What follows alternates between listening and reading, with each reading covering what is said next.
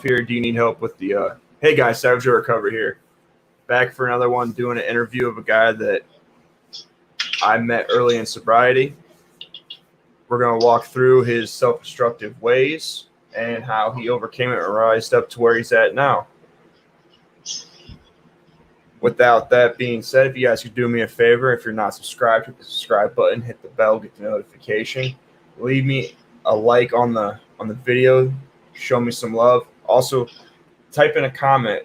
Let me know what you think. Tell me if there's anything you want me to talk about or anyone you want me to find with a similar story or a story you would like to learn more about.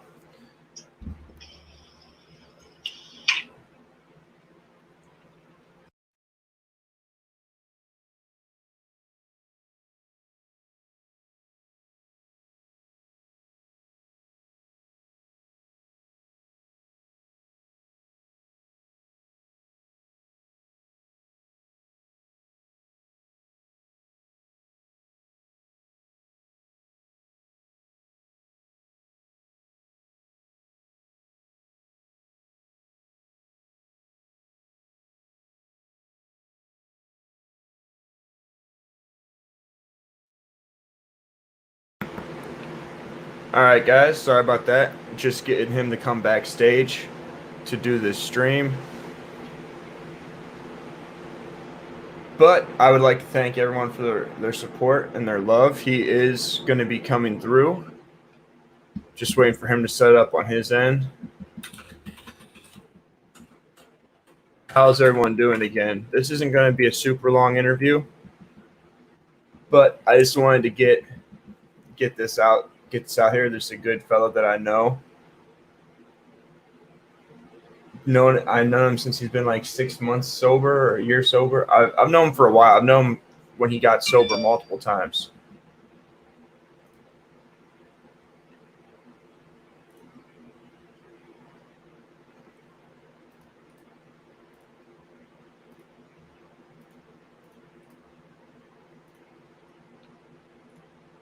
Yeah, I've known that I'm pretty sure throughout the 5 years I was sober, I had seen him before, but he had relapsed. And then this time when he came and stayed with me, he ended up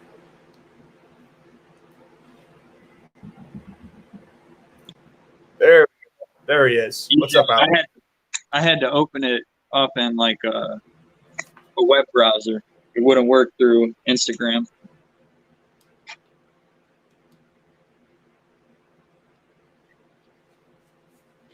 There we go.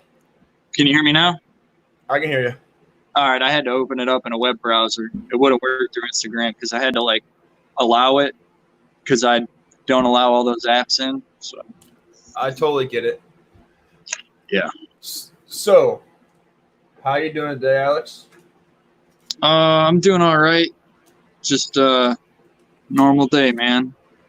Getting ready to go back to work here this upcoming week. So that's a pretty fierce spirit you got there. But so take us through how it was when you were younger. Like what led you into drugs? Sorry, I was getting say it again. Take us down to what it was like when you were younger. What ended up leading you down to drugs, and just tell us your story from the beginning of your drug addiction to when you finally got sober for the first time or the last time.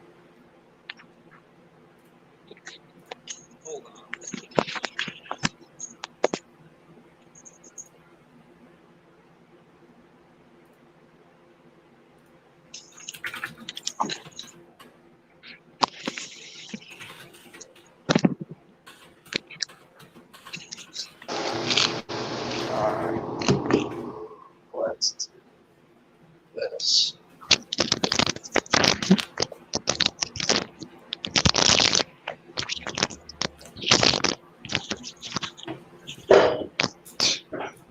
Sorry, I'm like super ill prepared for this. It's all right. I totally understand. I was thinking the same thing, but you know, it is what it is. I was just getting a phone call and then the sound went off. So, ask me that question again. Okay. So what was your childhood like? What exactly ended up getting you into drugs? Tell us the journey through somewhat of your drug addiction to what ended up making you get sober. If you stayed sober, how many times you tried? Just take us through that story. All right, so I'm the youngest of five, and both of my parents are drug addicts and alcoholics. My mom doesn't do drugs anymore, but she still drinks, I guess, socially. My dad, same thing. Um, so being the youngest of five, there was already like alcoholism and drug addiction in the family when I was born. And like my oldest sister is 40. Actually, her birthday party's today, and it's at a bar. So that just kind of gives you a little insight into how my family likes to interact and what they think a good time is. So it's a little bit of nature and it's a little bit of nurture as far as my experience goes. And I mean, being the youngest, all I wanted to do was be like my older siblings. I mean, those were the people I looked up to, especially like my dad, you know. So there was definitely a predisposition for living that kind of lifestyle that was just normalized, you know. Getting drunk and getting arrested on a Saturday night, that wasn't a big deal. That was a normal thing when I was a kid. So it wasn't a bad childhood. I had a lot of freedom. Got to do a lot of fun stuff. We went a lot of places, did a lot of camping. You know, me and my brother raced go-karts and dirt bikes. So there was a lot of fun, but there was also a lot of bad. And I mean, even people without alcoholism and drug addiction in their family can probably say the same thing, you know. So it was an average childhood for somebody with baby boomers as parents, in my opinion. So, how old were you when you started getting into heavier drugs, or when you started to realize that your life was no longer fun?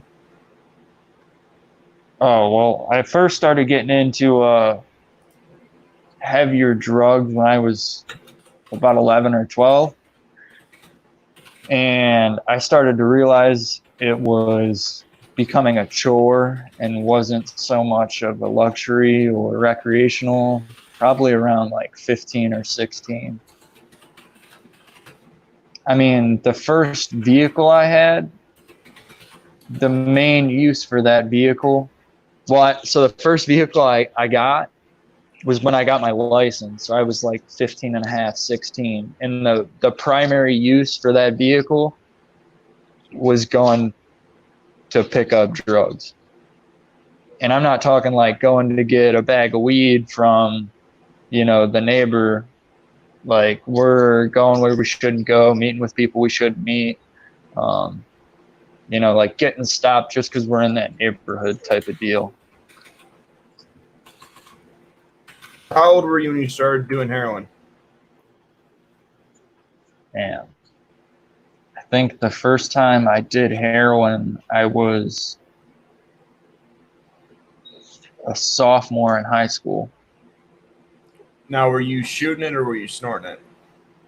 Oh, I was snorting it, but like well off before that, we were doing a lot of pills, which at that point, I mean, when I crossed that line, it wasn't like a major threshold where like I beat myself up about it. It was like, you know, potato type of thing, where we were doing a lot of MDMA over the summer, and that kind of phased out. And we were like, oh shit, what are we going to do now? Like, how are we going to get high like that again?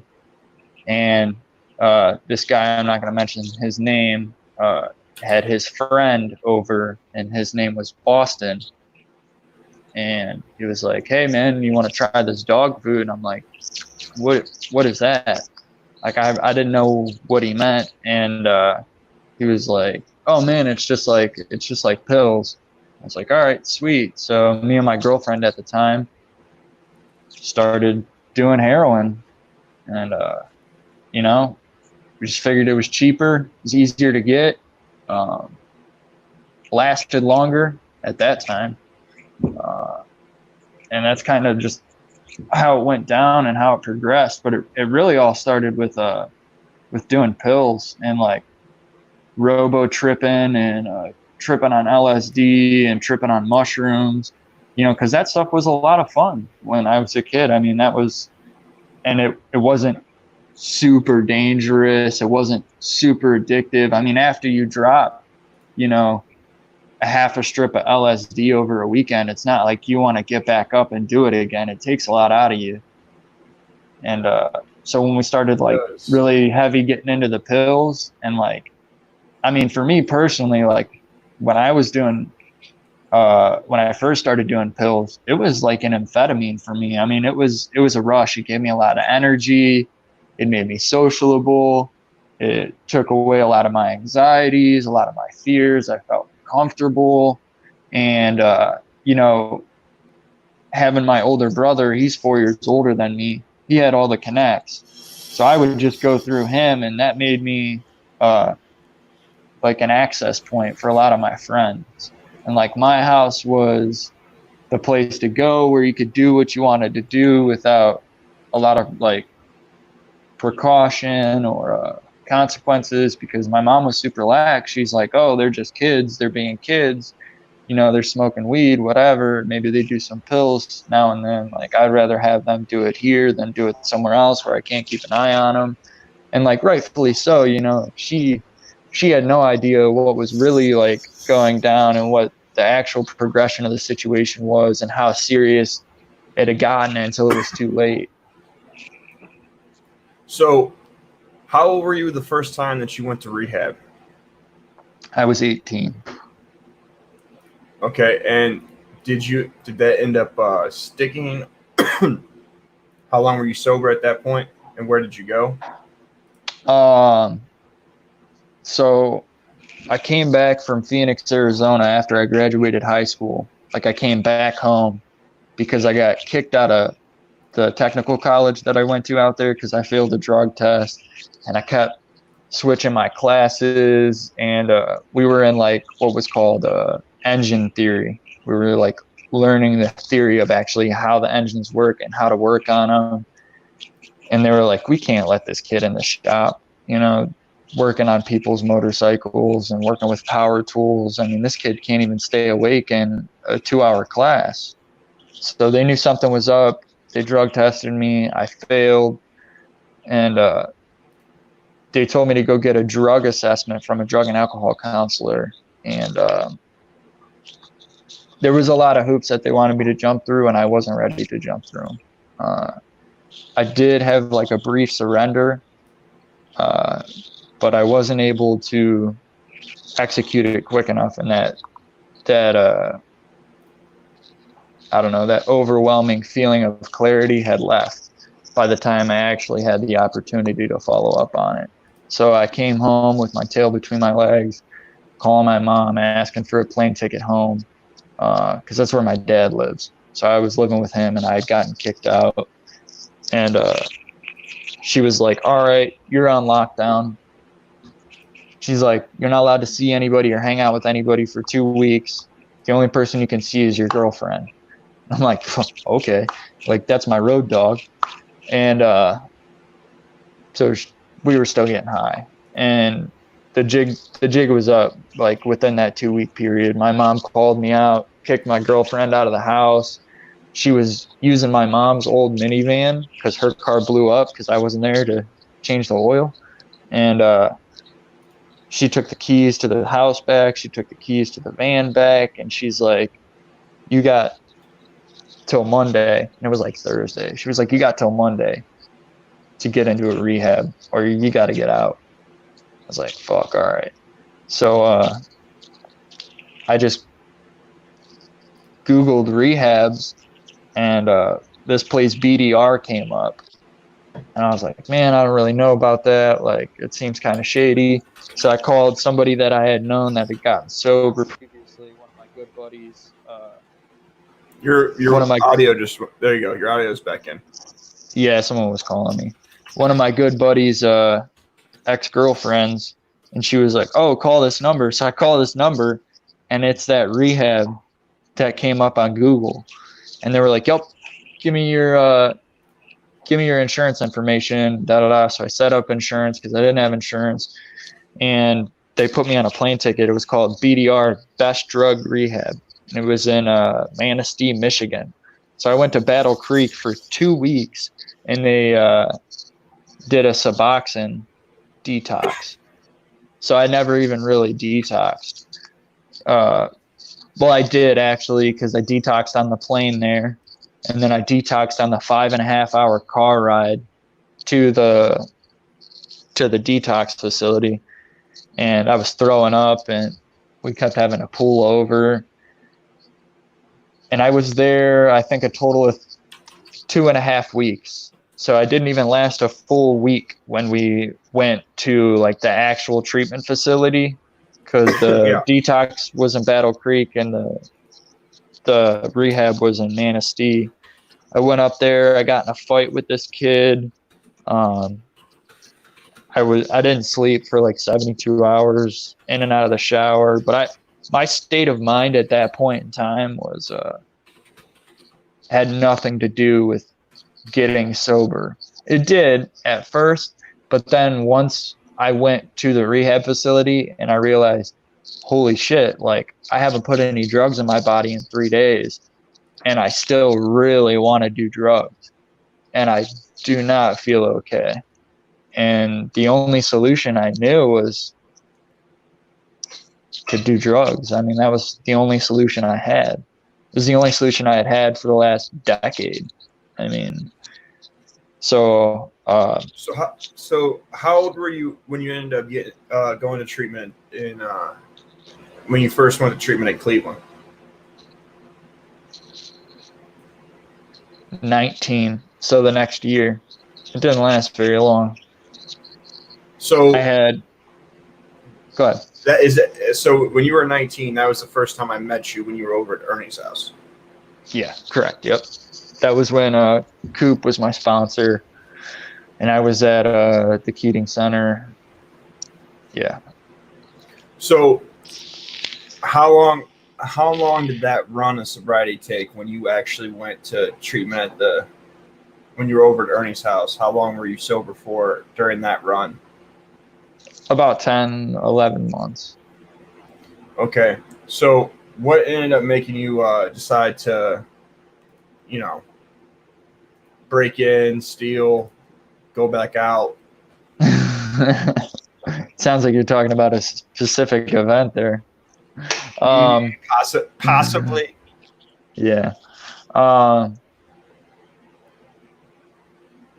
What it was is an old buddy of mine had reached out. He was like, "Oh man, I heard you're sober." And he was like, "Why don't we, kick it or whatever?"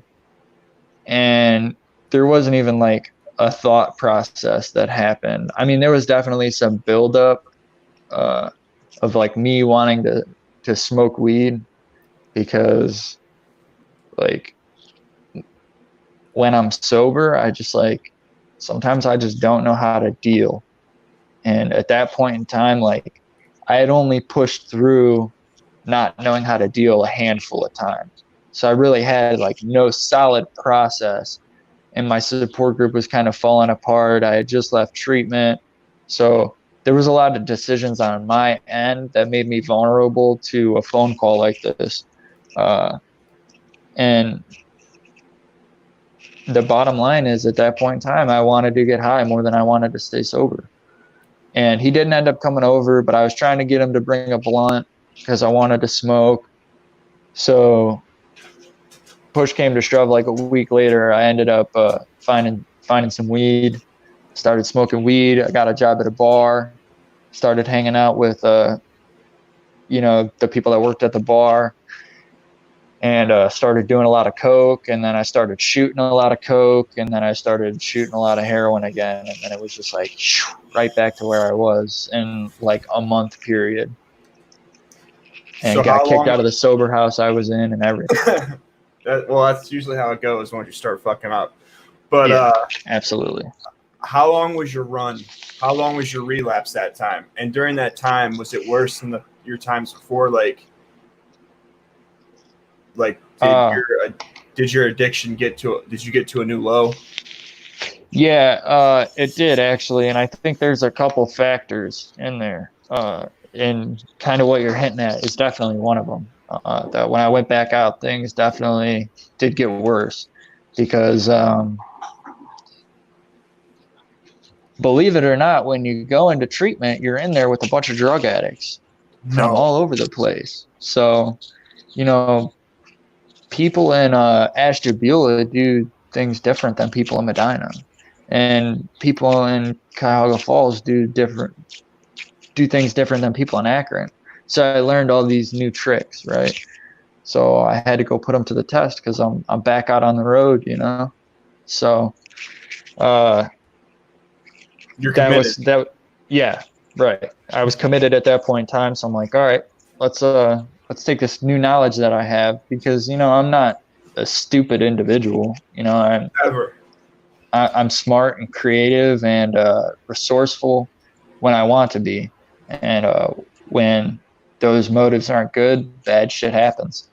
My run lasted about 8 months, and it was worse. And I think part of the reason it was worse because heroin at that time had stopped becoming heroin and started to become fentanyl. And for any of you guys that have ever experienced that, when you shoot 0.2 of a gram of heroin, real heroin, uh, you're high for 12 hours, 6 to 12 hours. When you shoot 0.2 of a gram of fentanyl, you're high for 20 minutes and then you're sick again. Now the high is way more intense and the rush is way better, but it's got no legs, and I feel like it's way more addictive. The detox is worse, and the chance of overdosing is a lot higher. It's like it's not good. So that was another reason I got sober, is because I was doing 2 to 3 times as much work just to stay well, just to stay normal all day. So anyone that doesn't really understand what he means when he says legs, so when he's talking about 6 to 12 hours, all drugs have half-lives, and a half-life is pretty much the duration of which the drug stays in your system, and you are no longer like you're high or you're not sick. So with fentanyl, the half-life of fentanyl is way shorter than heroin.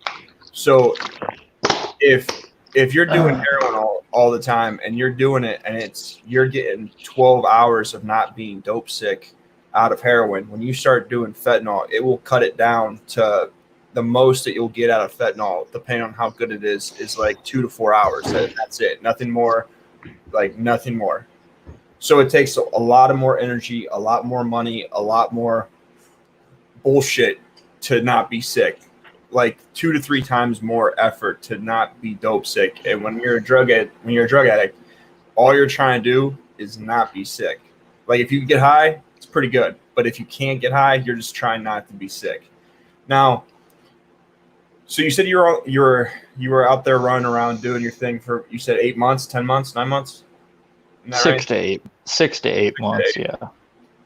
Okay, so at this time, what did you end up doing? You ended up going to Jones Road? No, I had kind of seen the revolving door that was happening with a lot of people. And I was 20 years old.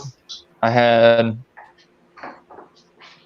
a lot in front. I still have a lot in front of me. I mean, I knew that I had to do something different. I knew going back into treatment was going to be an easy out for me. And I wanted to get back into life. I mean, as soon as possible.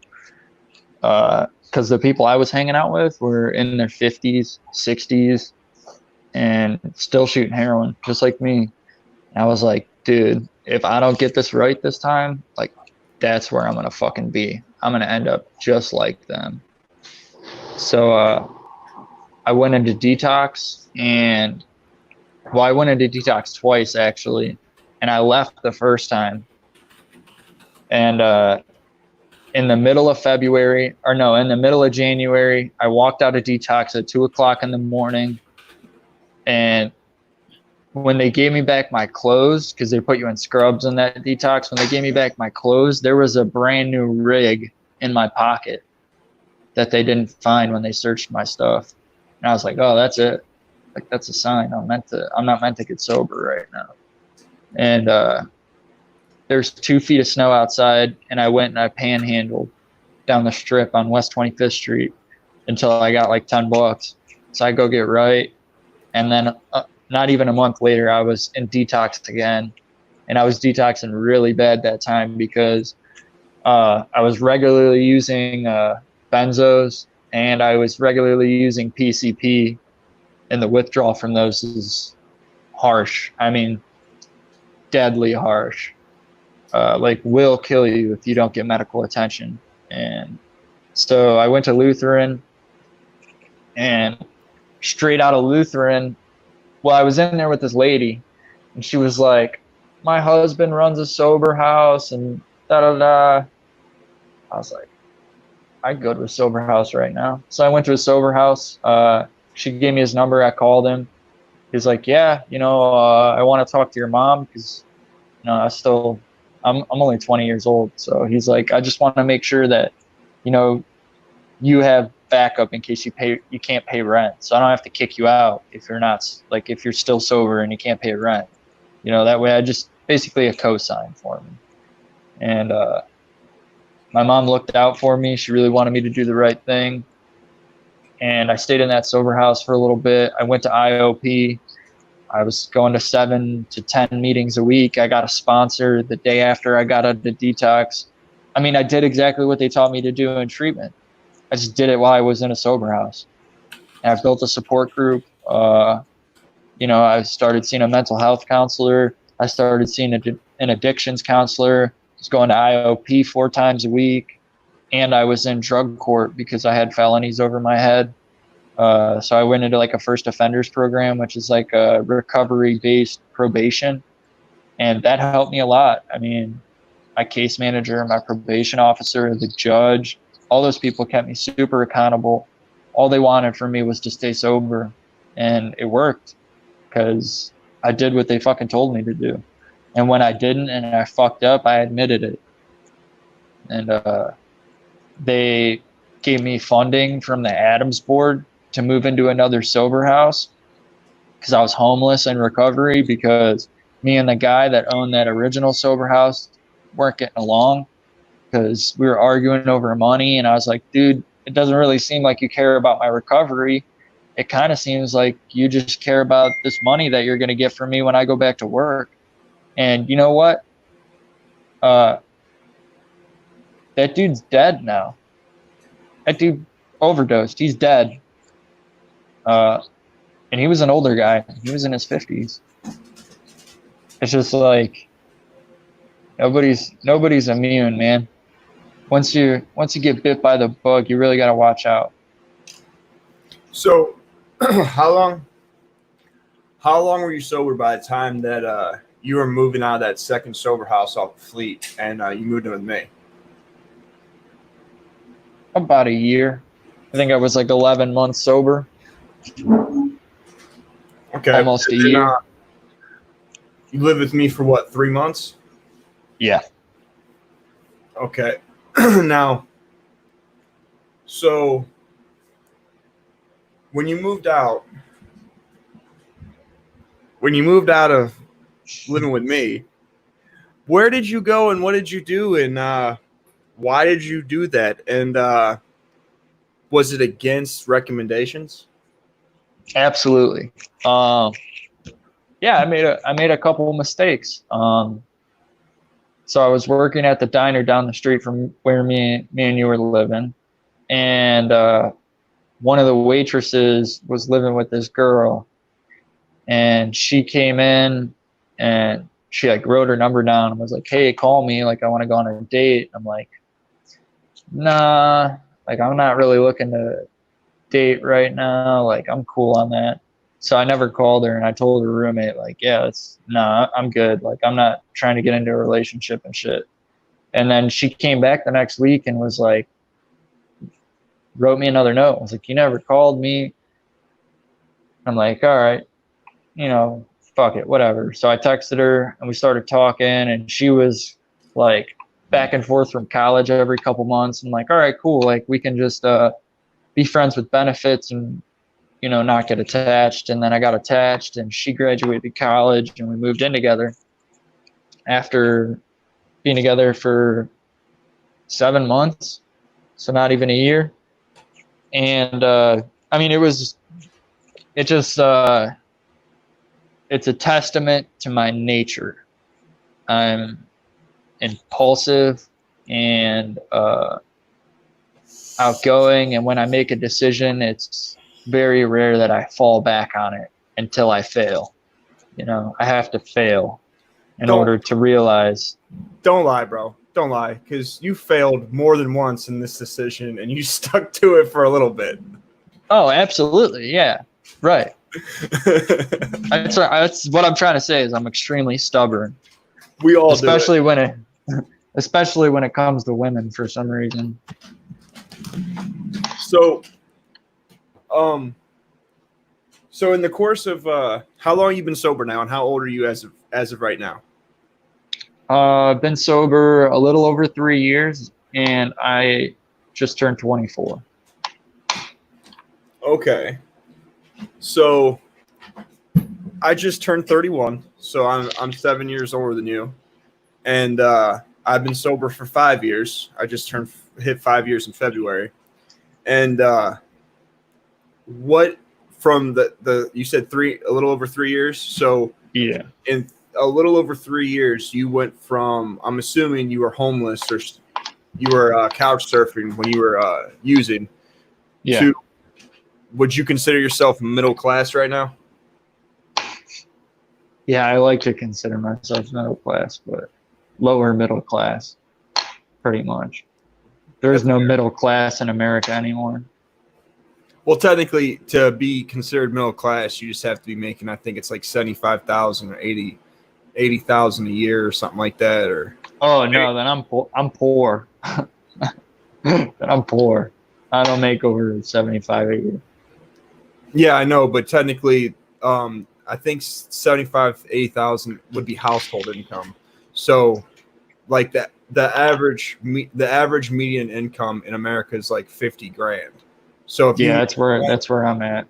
Yeah, if you make about 50 grand by yourself, you would pretty much be considered middle class. Right. I mean, it's just me and my dog. I mean, it's not like I have anybody to take care of, so makes sense. So during this time of you being sober, what did you decide to do that was different? Obviously, I know about you moving out with your girlfriend and how that relationship and all that went, and that's what I was hinting to, because now I have you on camera in an interview and I can kind of put some heat to you for it. But what exactly did you do different besides that when it came to your mindset from drug addiction to your mindset of getting your life back together? I just started doing. I quit putting the things that I thought were important to like rebuild my life. I quit putting those things off, and I just put my nose to the grindstone. I mean, I stopped being a kid, and I grew up.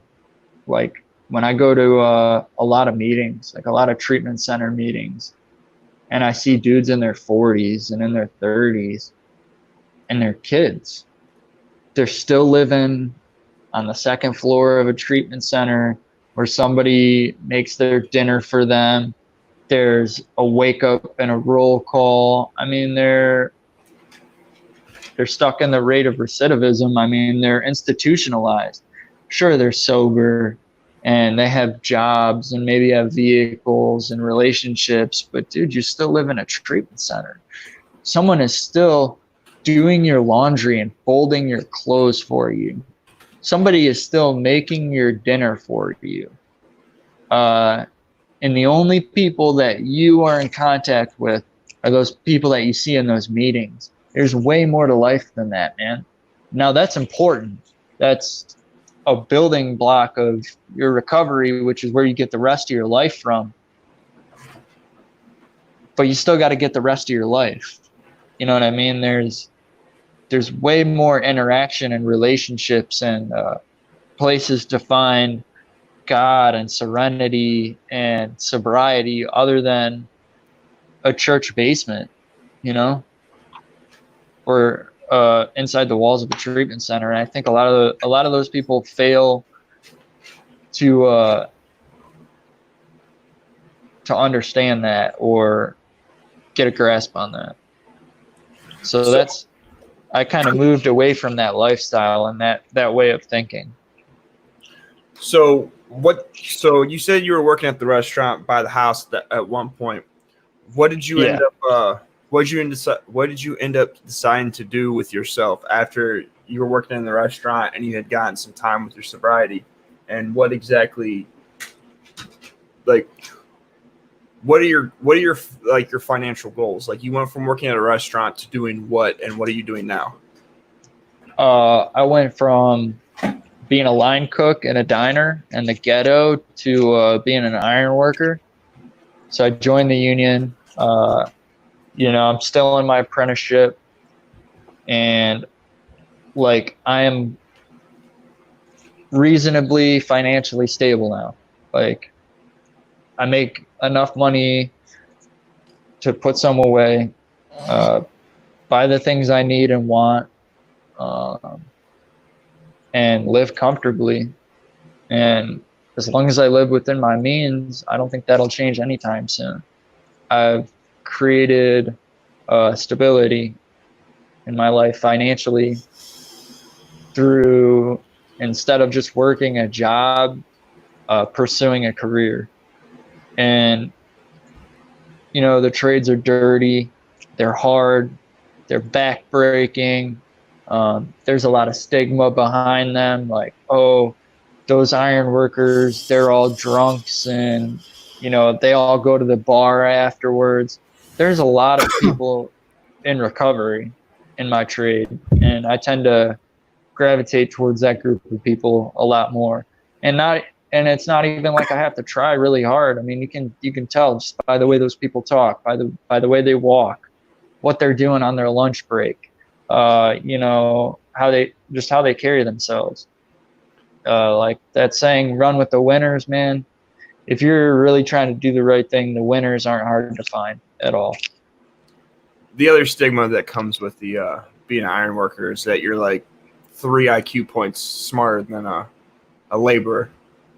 Right. Yeah, absolutely. Probably about 10 or 15, but definitely smarter than the laborers. But so since you decided to get a career and you're looking towards the future, you're trying to do something to make your life better.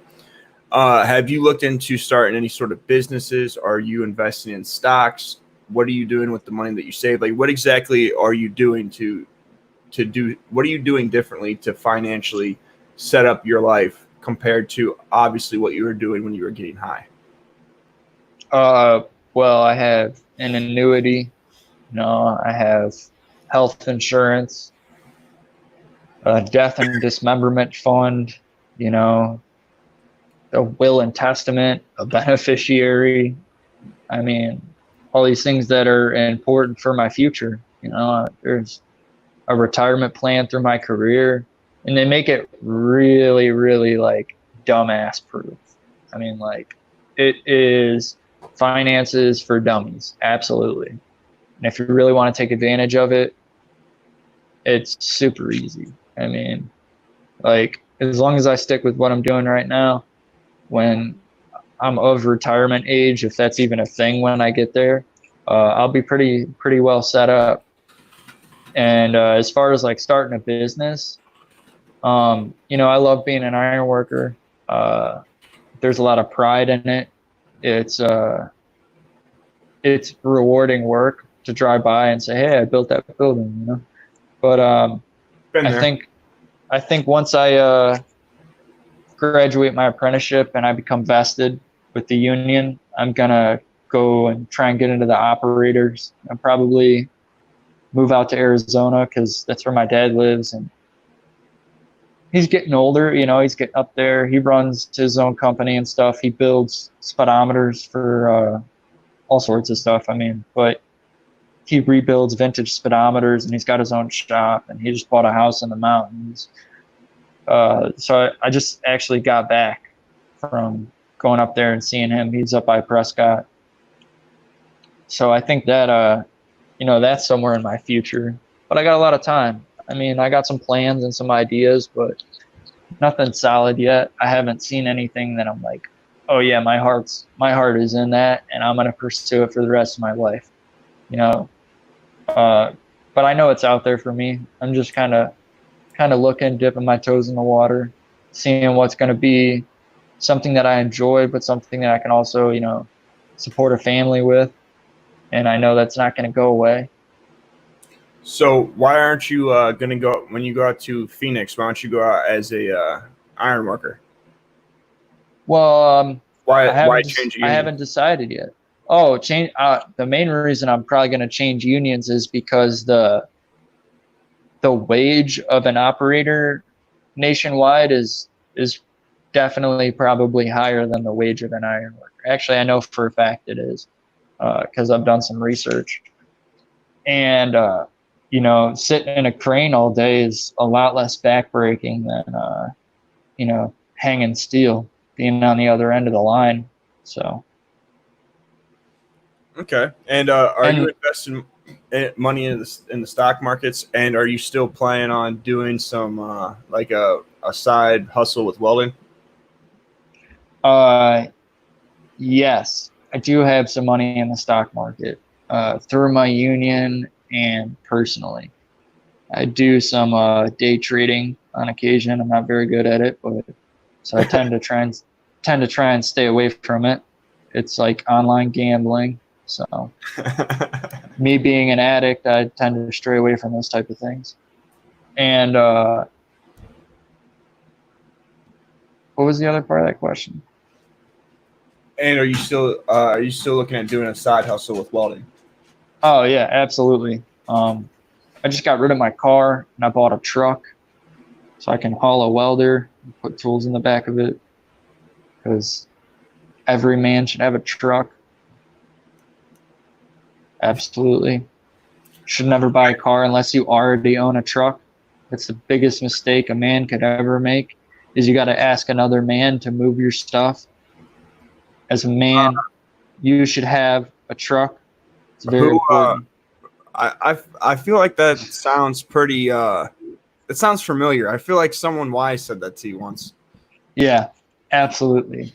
And I failed to heed his warning, and I paid for it for a couple of years. Literally, like cash money paid for it, thousands of dollars. But you live and learn. So I got a truck now. And that way, I can haul a welder around and stuff. So what are you working on right now? Like what financial goals do you have set right now? What plans do you have going on here in the next year? Like what do you want to invest your spare time or extra things you're trying to do to grow as a person or grow financially? Well, to grow as a person, be more comfortable with being by myself and not always having to have a relationship or look for outside things to feel okay inside. I think that's a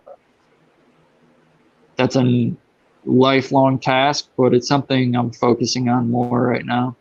And financially, I went to Phoenix to pick up a bike from my dad, 91 Electra Glide Tour Classic, a Harley. So I just actually went and picked up some oil and some gaskets and some spark plugs. I'm going to service the fluids on the bike and put some air in the tires.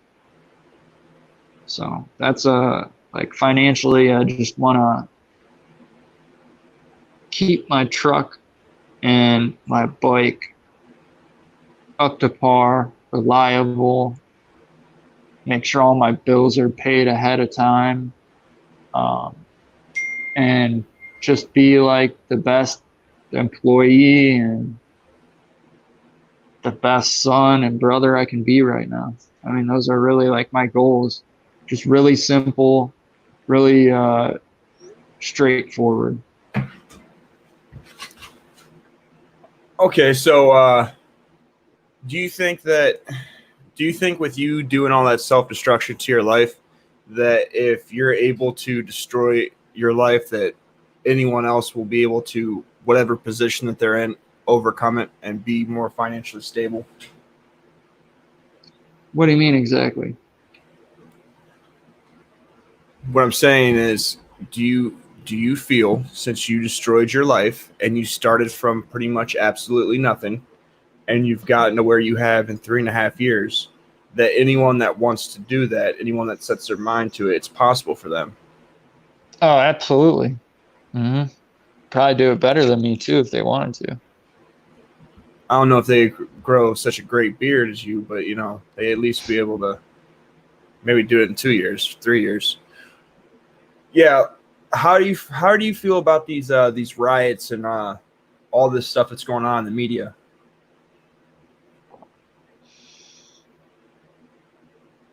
Mm, you want to talk about this? All right.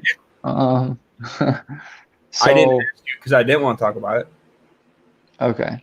Um, I think the riots are not the riots. I think the protesting is justified. I understand why there are riots. I don't know how legitimate all of the media coverage about it is. Do I think there was riots? Do I think windows got smashed and SWAT and the National Guard and cops were shooting people with fucking tear gas and rubber bullets and fucking people up? Absolutely. Do I think it was a result of the peaceful protests that took place? Not necessarily, not everywhere. I think there's some strange stuff going on, and there's just so much. It was this, it was that, it was this, it was that. Oh no, we changed our mind over here, we changed our mind over there. It's like, until the dust clears, it's hard for me to form an opinion. Uh, and just because I agree with, the George Floyd protests and the Black Lives Matter protests, doesn't mean that I'm out there protesting. Like, I don't have that much white guilt to go out there and protest with those people. Now, if there is something feasible that I can do within my own power, I'm absolutely going to do it if I think it's going to make a real difference. But going out there and making chance on something I'm not super educated about and something that I don't experience personally, it's just not in my ethics and my morals to go out there and do that. Why do you support Black Lives Matter? So here's the thing. I don't actually. I do not support the organization Black Lives Matter. I do support racial equality. And I do think that African Americans are being targeted by certain police forces in certain regions. And that's not okay. And I do think there needs to be some police reform. But I don't think that the police need to be defunded. I think that's a terrible, terrible plan. And if you are going to follow through with defunding the police, not that I'm like any kind of fucking research, I'm a dumbass. I'm just an idiot. So don't listen to anything I say. These are just my opinions, right? Based on podcasts and bullshit that I listen to. It's not like I'm any sort of fucking scientist or like political advisor or something. So there's a huge chance that I'm probably wrong or just sound like an idiot. But if you are going to defund the police and you're going to follow through with that, you can't just live without police. I mean, no matter how corrupt, no matter how wrong or how like racially profiling these people are, they were put in place for a reason. The police are super important. Imagine if someone's breaking in your house, your fucking house is burning down, or, you know, your fucking kid gets hit by a car, or you get in a car accident, and the cops and the ambulance don't fucking show up. You're screwed. You're screwed. And I think a lot of the police brutality that's happening is a lack of training. I mean, don't get me wrong. There's bad cops out there, just like there's bad people out there. But there's good cops out there too, just like there's good people out there. It's not black and white, dude. There's tons of gray areas here. And the way the media puts it out there like it's black and white is stupid. It's ignorant. And it's like brainwashing the public. And it's ridiculous. Like between the virus, the protests, the riots, the fucking Chaz shit going down in Seattle. It's like, okay, we're falling apart. Like clearly whatever we're doing isn't working and we need to change what we're doing. We need to put our heads together because as human beings, we're super resourceful. We have a lot of ingenuity, and when we come together, we can accomplish a lot of things like building nuclear bombs and fucking stopping terrorists and stopping fucking like world dictators and shit like that. So if we can put our heads together now, just in America, I'm sure there's some solution that we can come up with. Now, I'm not saying I have that solution, but I don't know, man. Until the dust clears, I don't really know what's going on. I just know that the society's sick right now, man. And this is society's virus trying to tell the body of society that something's wrong. That something needs to be fixed. 2020? Who are you voting for this year? I don't even know, man.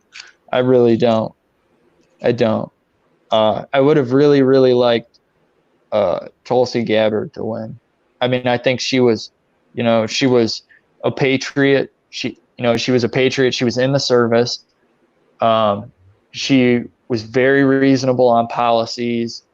She did great in the debates. But the only issue was, as far as the Democratic Party went for her as a candidate, is she wasn't corrupt. She didn't want to do the shit that they wanted her to do, so they booted her out. And I don't know, man. I'm not real politically savvy.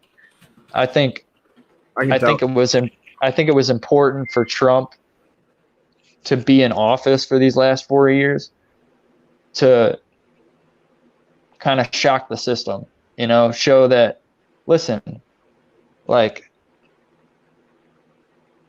this is what normal people are like. This is what somebody that doesn't have a fucking lifelong political career acts like. This is what a real businessman looks like when he comes in to a country and starts to run it like a business. And if that's what you want, then go ahead and vote for Trump again. But I don't think that's exactly what our country needs right now, is another businessman in office. And so what do we need? I don't know, dude. I don't have the answers. I really don't have the solutions. So let me drop some facts on you. Okay. All right. So last year there were 9 unarmed black men that were killed by police. Do you know how many white unarmed men were killed? No, I don't. 19. Do you know how many the black community makes up 53% of all violent crimes in America? It's about 5% of the population, because 13.6% of the population is black. Only about 5% equal 18 to 35 in age of the people committing the violent crimes. So they're not just being targeted. All right. George Floyd's case was an outlier. Right. Absolutely. He was an outlier. The cop just didn't care. It wasn't. I don't think that at all that case should set the standard for our perception or our opinion. And if you look into the cop and Floyd knew each other. They had worked at the same. Yeah, they had words and interactions multiple times before that incident. Yeah, so it was more than likely personal. All right. Two. I agree. Two. I personally think that we need Trump for the next 4 years because one.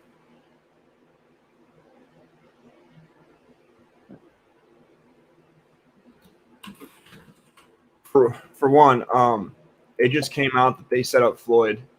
It just came out yesterday. They set up or Flynn. They set up Flynn. Like the Democratic Party, while Obama was in office, did all sorts of corrupt shit. And had Trump not became president, we were going to be sold out to China. So, with that being said, we needed Trump, and I think we need Trump again. For a while now, actually, the Democratic Party has been pushing a lot of power over to China. And I think that's one of the main reasons why they're really pushing for Biden to get in there. I mean, there's multiple clips that you can go and find online of him with the leader of China shaking hands and talking about deals. And like, okay, as the president, of course, you have to deal with those people. But I mean, so usually I'm like a little bit torn. Like, okay, I like the person, but I don't really like their policies. With Biden, it's like, man, I really don't like him and I really don't like his policies. And he was an iron worker. He put himself through college being an iron worker, a union iron worker. And I don't really fucking like the dude. And I fall a little bit more on the conservative side. But as far as like our union wants us to vote right now, like they want us to vote Democrat. And it's like, but the Democrat that I wanted in office isn't going to be in the primary. So, like, why am I going to vote for this dude that's second rate? So not even second rate. Here's a fact. All the unions want us to vote Democrat, but Trump has actually gained a lot of popularity with the workers themselves and not the unions. The guys. I mean, union. He's pushed a lot of IRAP shit. I mean, he's pushed a lot of right to work stuff. And it's like, as a person, I like Trump and I like what he's done, like on a personal level. Like I like how he's fucking cut dry on Twitter. I like, his rants. I like his bullshit. But dude, in his rallies, he's doing stand-up comedy. Literally. It's like he's doing a bit. And like Crazy Hillary and Bumbling Biden, like he comes up with nicknames and slogans, and dude, people fucking love it because they can relate to it and they can understand.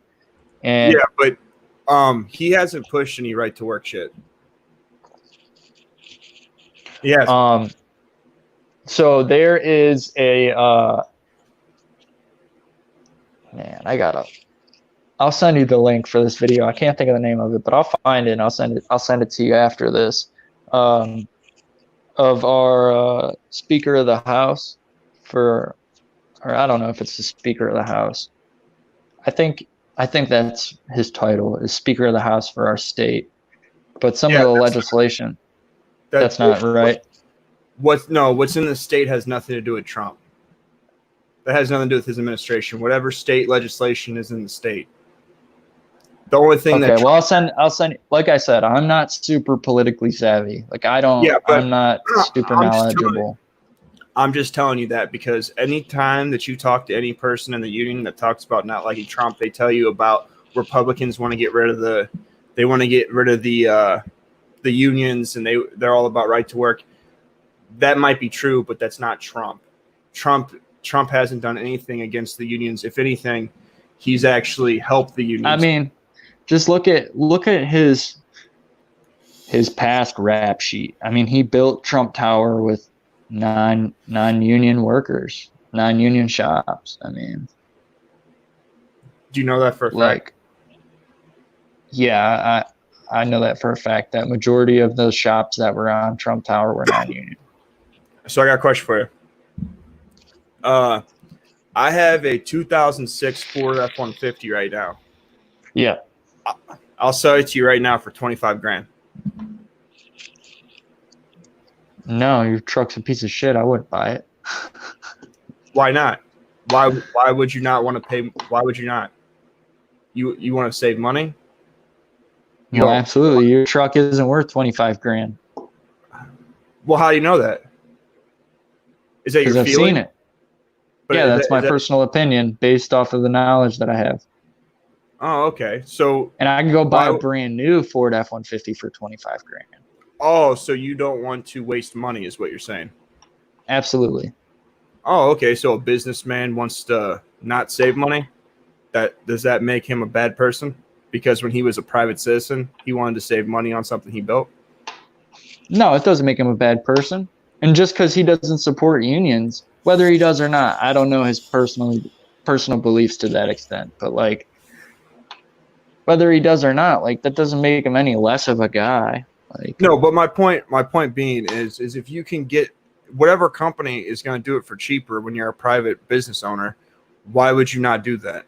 Like that, like you're not going to overpay for something. If you can buy something online for cheaper than you can buy it at the store, you're going to buy it online, right? but like, so financially and like economy wise, like unions are like a gang. I mean, like, if you hire a union to build your building, like, chances are the union's going to do whatever they can to give you kickbacks, cut you breaks, look out for you. And yeah, they're going to be a little bit more expensive, but you're getting quality, skilled, trained, safe workers with insurance. I mean, there's a reason that unions are predominant in majority of the country.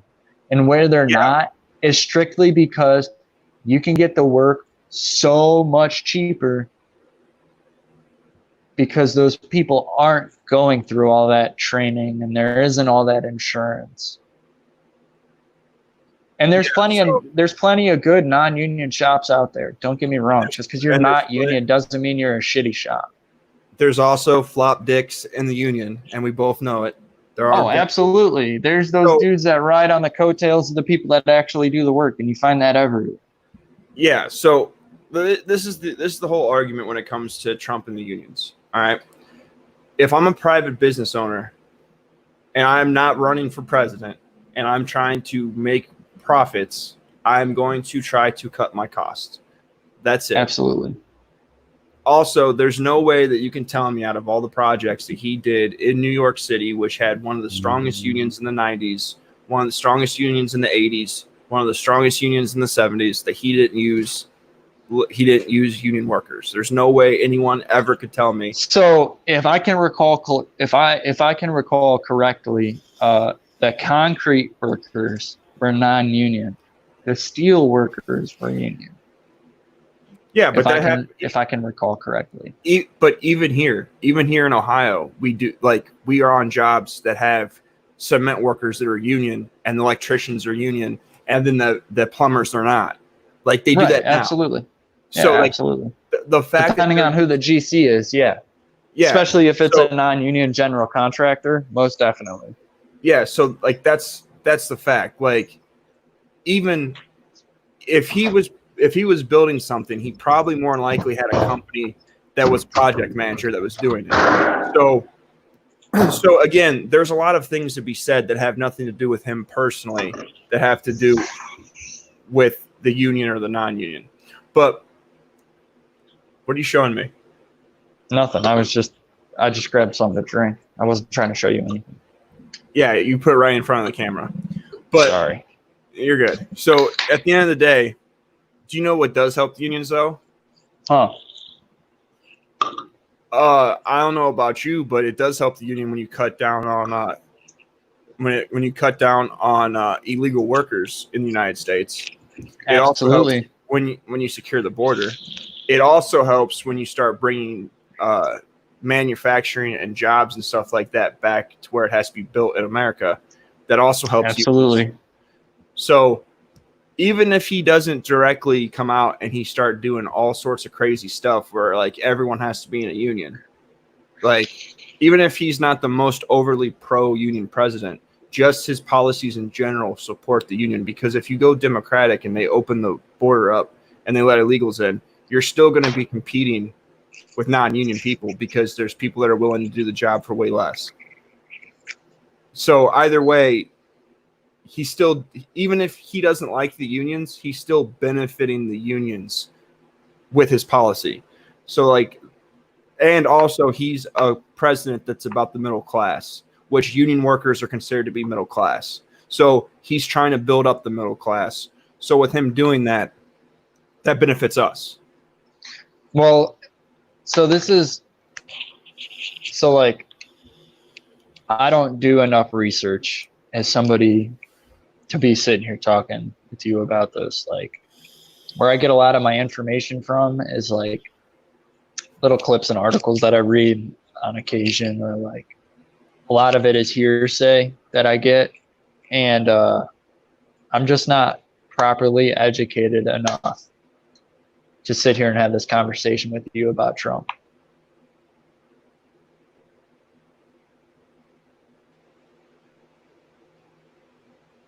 And you know what? The chances are, dude, when November rolls around, dude, I'm probably not going to vote because I just got a bad taste in my mouth right now about all of it.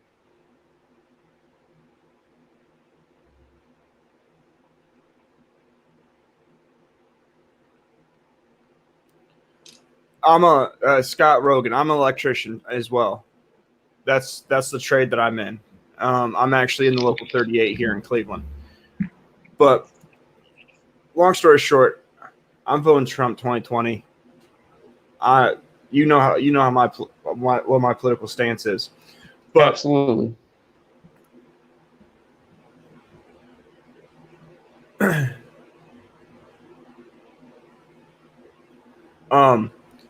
Is there anything that you wanna wrap up on or touch on before we get out of here? No, man, I think we're pretty squared off here. What are you doing tomorrow? I'm hoping it doesn't rain so I can pull my bike out and change the oil and the transmission fluid, put air in the tires. Well, we should definitely get together tomorrow. Send me your address because I'll be out in Medina in the morning. Okay. Yeah, I'll be up pretty early, so. It was good talking to you, Alex. You need to keep in contact. You're horrible with your phone. Horrible with it. You suck with it. Maybe if you didn't spend so much time grooming that gorgeous beard of yours. Thank you. You would have more time to answer your phone. Shout out to Cremo Beard Oil from Giant Eagle. But yeah, man. Pretty much this channel is about male improvement, and it's about the war with the genders. What's going on when it comes down to the gender war with men, and men becoming better and financially stable. And there's been a lot of stuff about race in the news lately, and the reason that I interviewed you, I interviewed Brent. He's a gospel artist. I interviewed a guy I work with named Justin, and all of them, you included, myself included, have all done stupid shit and fucked up our lives, and then we have been building our lives back up from doing ignorant stuff. So the reason I had you on here was because there's an idea that there's systematic racism, and you can't get ahead if you're black, or you can't get ahead, and it's just a lot of victimhood. And the fact that when you actually go out of your way to completely destroy your life, it's a lot harder to build it up. So if someone that can destroy their life to zero can build it back up, then someone that doesn't destroy their life and just sees themselves as a victim should be able to do it. I mean, absolutely. All the resources that were available to me are available to anybody that's on Medicare. Bottom line. Like, all that shit that was offered to me was 100% free for the first year because I was on Medicaid. I was on Buckeye Health Insurance, where if you're low income, no matter what color your skin is, you can go and get Medicaid right now. So Scott Rogan, I know he's uninformed. That's usually I'm the one that keeps him informed on what's going on. So that's why I asked him. I asked him and put him on the hot spot because he agreed to this interview, and I haven't really talked to him much in the last few months. So I just wanted to get his feel for it. You know, he just became a man, moved out on his own, left his girl. He's starting to spread his wings. I mean, that's why I told you guys. I'm not any political advisor. Like, don't take what I say with a grain of salt, man. Seriously. And go out there and do your own research and develop your own opinions. You call yourself a man, go out there and do your own research and develop your own opinions. But I appreciate your time, Alex. I'm going to kick you off the stream and put you backstage. I'm going to close out the show. Thank you, buddy. I'll be getting a hold of you right after this stream. All right, hey man, I gotta jump in the shower, but don't hesitate to call me. All right, I promise I'll answer. Okay, bud. All right, man. Later. Later. All right, guys. Thank you for coming in here and giving me an hour of your time. I appreciate the support you guys have given me. I gotta also finish washing my clothes and take a shower. I got some stuff to do. But if you guys aren't subscribed, do me a favor and hit the subscribe button. Hit the bell to get all my notifications. Also, you guys can check me out. Savage Network News. You guys can also hit me up on Instagram at savage_red_recovery. And also, you guys can find some of my merchandise on my Teespring. I'm going to be putting up some T-shirts and whatnot if you guys want to check that stuff out. But I do appreciate your guys' time, and I do appreciate your guys' support. I'm going to be having some preload content, some pre-recorded content coming out this weekend. But thank you guys. I do respect so much of the love and support you guys have showed me in the 2 months of this channel being open. And I don't have friends. I have subs. So pretty much I spend my spare time doing content and speaking to you guys. I appreciate it, guys. I'll talk to you guys later. Stay savage.